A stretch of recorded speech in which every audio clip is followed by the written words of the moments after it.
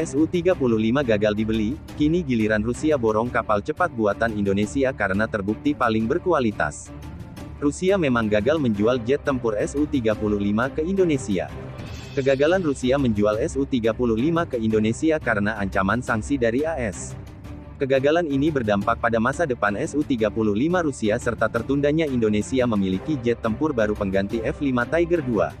Batalnya Indonesia membeli Su-35 diungkapkan langsung oleh Kasau Marsekal TNI Fajar Prasetyo.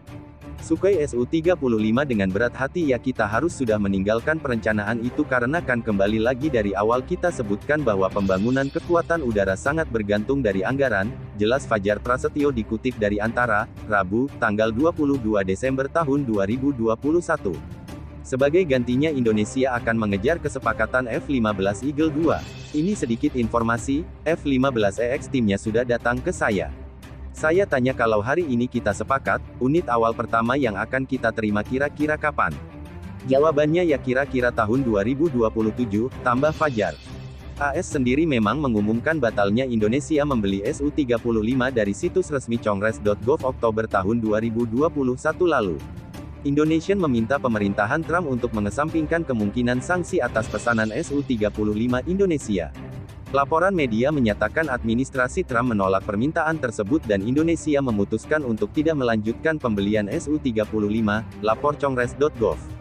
Sebelum Su-35 ada indikasi batal, rupanya Rusia sudah memborong kapal cepat buatan Indonesia yakni X-2 Kacar Botek. X-2 Kacaroptek sendiri merupakan kapal cepat yang biasa digunakan dalam operasi pasukan khusus. Ia asli buatan PT Lundin Industri, Banyuwangi, Jawa Timur. Dikutip dari Antara pada 2018 lalu, sebanyak 7 unit X-2 Kacar Botek dibeli oleh militer Rusia. Selain Rusia negara lain juga memesan X-2 Kacar Botek. Kami banyak menerima pesanan kapal untuk militer, seperti dari Bangladesh, Hong Kong, Malaysia, Brunei dan Singapura, ucap John Lundin, Direktur PT Lundin Industri.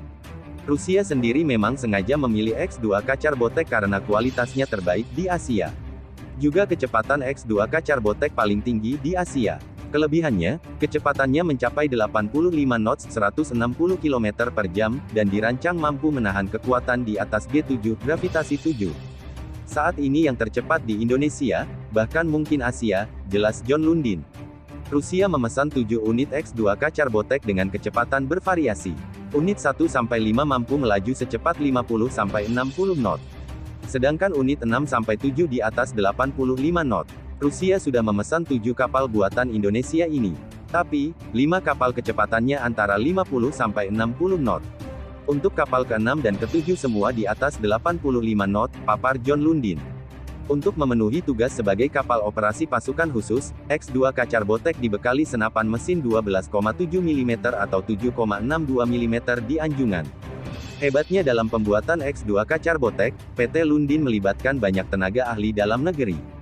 Kami juga melibatkan tenaga ahli yang berasal dari Banyuwangi.